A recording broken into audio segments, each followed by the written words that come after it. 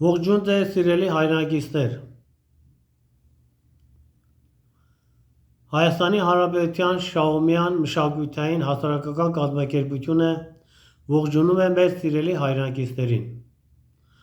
Ցանկանում ենք ներկայացնել Շահումյան կազմակերպության տեսակետը Հայաստանի որոշ երևույթների կապակցությամբ, հույս ունենալով, որ հնարավոր է օգտավեր լինի մեր երկրի զարգացմանը, հատկապես արդար և ապահով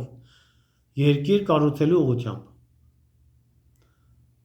Ազգային ժողովում գոյություն ունի իշխող երեք ուժ՝ Քաղաքացիական պայմանագիր կուսակցությունը վարչապետ Նիկոլ Փաշինյանի ղեկավարությամբ, Հանրապետական կուսակցությունը Սերժ Սարգսյանի ղեկավարությամբ ու Հայաստան դաշինքը, որի մեջ են մտնում Քոչարյանի համակիրներն ու դաշնակցականները Ռոբերտ Քոչարյանի ղեկավարությամբ։ Սերժ Սարգսյանի ու Ռոբերտ Քոչարյանի իշխանությունները իրենց քաղաքականությամբ ու գործողությամբ հակակրանք առաջացրեցին ժողովրդի շրջանում, որն էլ հանգեցրեց Նիկոլ Փաշինյանի իշխանության գալուն։ Նիկոլ Փաշինյանի չիմնավորված, անհեռատես ու տհաճ քաղաքականությունը ժողովրդի շրջանում ևս առաջացրել է հակակրանք նրա կառավարության նկատմամբ։ Ժողովուրդն արդեն անհանգիստ լինելով նրա սխալ քաղաքականությունից մտահոգված է իր երկրի ապագայի մասին ու իրեն անպաշտպան է զգում։ Ժողովուրդը նկատում է Եվրոպայի, Թուրքիայի և Ադրբեջանի մեծ ազդեցությունը Հայաստանի քաղաքական դիրքորոշումների և գործունեության վրա։ Քանի որ ներկայիս իշխանությունը չի հաշտվում Ռուսաստանի հետ և որևէ զսպող ուժ չնկատելով, գլխիկոր ենթարկվում է Եվրոպայի խորհուրդներին ու նրանց ճնշման տակ մեր տարածաշրջանում ստիպված շարժվում է Եվրոպայի և ՆԱՏՕ-ի ուղեցույցներով, որի հետևանքով գործում է Թուրքիայի խորհուրդներով։ Մեր տարածաշրջանում մեզ համար բարենպաստ զսպող ուժեր կարող են լինել Ռուսաստանը և Իրանը, սակայն ՔՊԻ և Փաշինյանի հակառուսական բնույթը թույլ չի տալիս ընդունել Ռուսաստանին որպես զսպող ուժ։ Իրանի հետ էլ հնարավոր է արդյունավետ և ստրատեգիական հարաբերություններ ունենալ, սակայն Փաշինյանի իշխանությունը Ամերիկայի և Եվրոպայի հակաիրանական քաղաքականությունը հաշվի առնելով և նրանց ցուցմունքներով չի համարձակվում չափից ավելի ստրատեգիական հարաբերություններ ստեղծել Իրանի հետ։ Իշխանությունը հավատում է Արևմուտքի կեղծ և անհիմն խոստումներին, որոնք ծանր հետևանքներ են ունեցել և կունենան Հայաստանի համար։ Նա մեծ հույսեր է փայփայում Ֆրանսիայի խոստումների և մոտեցումների հետ, սակայն սա անհիմն ու խաբուսիկ քաղաքականություն է, որը դժբախտաբար իշխանությունը դեռևս կիրառում է տարածաշրջանում, անտեսելով գետնի վրա գոյություն ունեցող իրականությունը։ 2018 թվականին, երբ Փաշինյանը եկավ իշխանության, ժողովուրդը շատ հույսեր էր փայփայում, սակայն դրանք իրականություն չդարձան, և Փաշինյանի ու ՔՊԻ հեղինակությունը սկսեց նվազել։ Նրանք կարողացան նախկին իշխանությունների բացասական կերպարի վրա մանևրելով կրկին ընտրվել ու մնալ իշխանության։ Փաշինյանը և ՔՊ-ն կարողացան այնպիսի հանրային կարծիք ստեղծել, որ մարդիկ մտածեն, որ եթե ներկայիս իշխանությունը հեռանա կամ հեռացվի, կգան նախկինները, որոնց ժողովրդի մեծամասնությունը չի սիրում օլիգարխ ու թալանչի լինելու համար։ Նոր ուժեր են ի հայտ գալիս, և հանրային կարծիքը արդեն սկսել է փոխվել նախկին ու ներկա երեք ուժերի նկատմամբ։ Այս երեք ուժերը իրենց իշխանությունները կորցնելու մեծ վտանգ են զգում։ Այդ իսկ պատճառով արդեն երկար ժամանակ է, որ իրենց համակիրների աչքից հեռու, ուղղակի կամ անուղղակի, համագործակցության պայմանավորվածություններ են ձեռք բերել։ Նրանք միմյանց աջակցում են իրենց իշխանությունը պահելու համար։ Ըստ այդ համագործակցության, հնարավոր է, որ Փաշինյանը ընդունել է Ռոբերտ Քոչարյանի և Սերժ Սարգսյանի հարստություններին, անօրինական օբյեկտներին չդիպչելու առաջարկ։ Փոխարենը, երբ Փաշինյանի համար իշխանությունը կորցնելու վտանգ առաջանա, օլիգարխ և թալանչի ուժերը ակտիվանան, ժողովրդին վախեցնելով, որ եթե հանկարծ Փաշինյանը չլինի, իրենք են գալու և կրկնվելու է իրենց նույն անցյալի ու անցանկալի քաղաքականությունը։ Կարծես թե Հայաստանը սահմանափակված է միայն այս երեք ոչ ժողովրդական ուժերով։ Այսպիսով կարելի է եզրակացնել, որ Հայաստանում իշխող երեք ուժերի գոյությունը կախված է միմյանցից։ Փաշինյանի իշխանության առկայության դեպքում հնարավոր է, որ ներկայիս երկու օլիգարխ ուժերը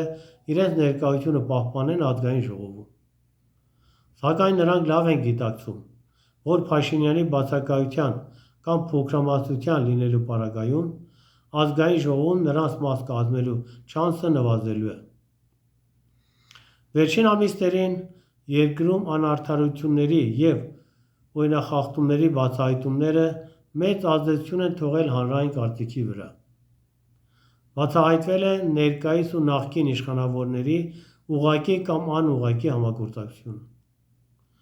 Արդեն շատ առաջադիմական ուժեր, որոնք կապված չեն ոչ ներկայիս, ոչ նախկին իշխանությունների հետ, սկսել են աշխուժանալ, և հնարավոր է, որ նախքան 2026 թվականի ընտրությունները կարողանան որևէ դաշինք ձևավորել ու հաղթել Ազգային ժողովի ընտրություններում։ Ժողովուրդը մեծ հույսեր է փայփայում, որ այս առաջադիմական ուժերը կկարողանան Հայաստանին ուղղորդել ճիշտ ուղղությամբ։ Շահումյան հասարակական կազմակերպությունը կարծում է, որ մեր հայրենիքի առաջնահերթ մարտահրավերներն ազգային անվտանգությունն ու արդար Հայաստանի ստեղծումն է։ Արդար ասելով, հակառակ շատ կուսակցությունների, հասկանում ենք ոչ միայն քաղաքական,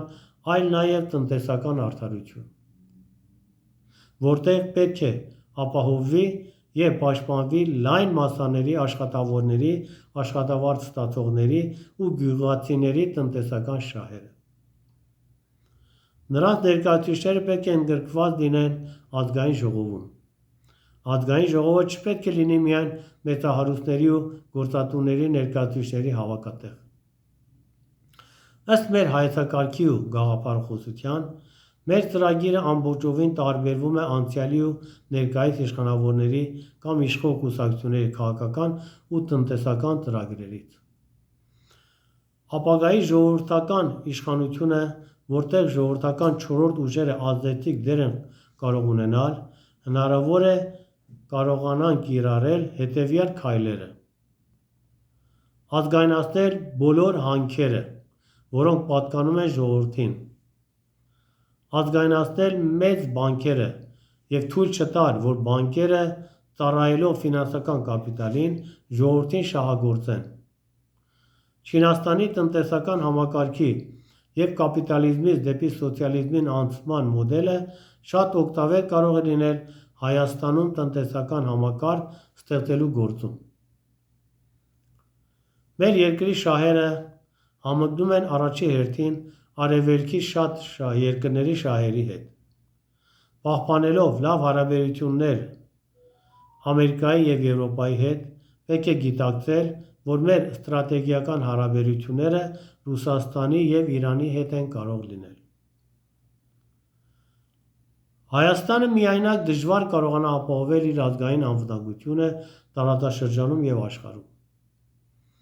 Անհրաժեշտ է ունենալ ռազմավարական դաշնակից Թուրքիայի և Ադրբեջանի հարձակողական նկրտումները զսպելու համար։ Իրական արմիություններ ստեղծելու նպատակով անհրաժեշտ է օրենսգրքում օրենքներ սահմանել, որոնք կպաշտպանեն աշխատավորների ու աշխատավարձ ստացողների կողմից անկախ և ոչ ֆորմալ արմիությունների ստեղծումը։ Յուրաքանչյուր քաղաքի տարբեր շրջաններում ժողովրդի կողմից պետք է կյանքի կոչվեն ժողովրդական կոմիտեներ, որոնցում անդամագրված կլինեն սովորական մարդիկ, կունենան իրենց ընտրված վարչությունը և որը կհետապնդի տվյալ թաղամասի ու ոչ ժողովրդի շահերը։ եւ այդ ուղղությամբ գործունեություն կծավալի։ Այդ կոմիտեները կարող են իրենց թեկնածուին ուղարկել ազգային ժողով։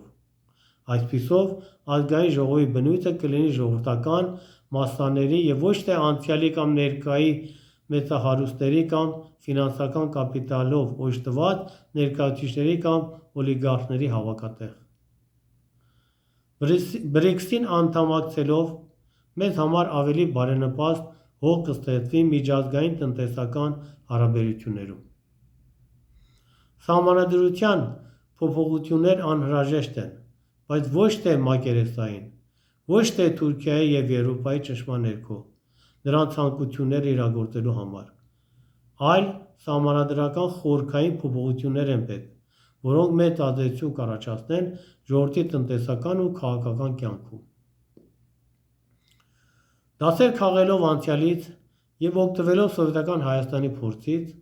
պետք է ձգտել անվճար կրթական եւ առողջապահական համակարգերի ստեղծմանը։ Բնակարանների ձեռքբերումը պետք է հեշտացվի ու հասնի այն մակարդակի, որ սովետական Հայաստանի նման անվճար բնակարաններ տրամադրվեն ժողովրդին։ Պետությունը պետք է կարողանա բոլորին ապահովել բնակարաններով։